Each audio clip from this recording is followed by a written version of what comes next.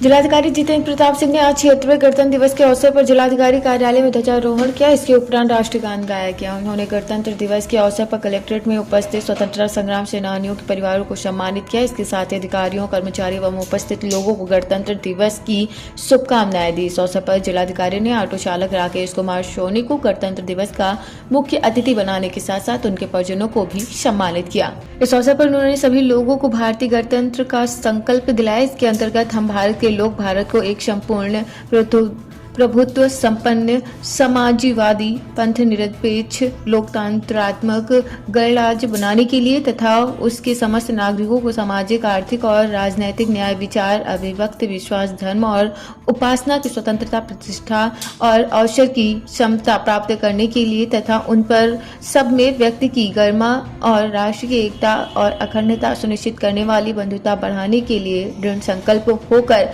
इस संविधान को अंगीकृत, अधिनियमित और आत्मार्पित करते हैं। इसके पश्चात जिलाधिकारी ने पुलिस लाइन की परेड में शिरकत किया। दिवस का कार्यक्रम कलकेट में मनाया गया है। आज विशेष अतिथि के रूप में एक ऑटो संचालक गया है, क्या रहा? हाँ, जैसा आप सब लोग अवगत हैं, राकेश सोनी जी के परिवार हमारे साथ में है आज विशेष रूप से कलेक्ट्रेट प्रांगण कानपुर नगर में।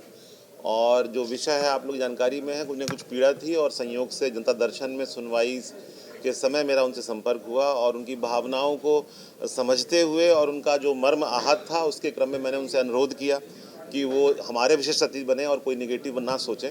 उसके क्रम में वो परिवार सहित यहाँ पर हैं और गणतंत्र की मूल भावना यही है कि सभी के अधिकार एक समान है, हर व्यक्ति के अधिकार रूल ऑफ लॉ के अंतर्गत समान होते हैं।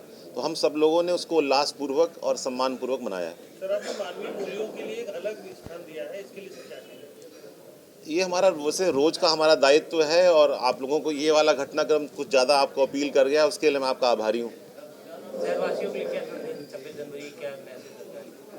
अब मैं तो हमेशा गांधी जी के उस भजन को फॉलो करता हूँ कि वैष्णव जन तो तैने कहिए जो पीड़ पराई जाने रे।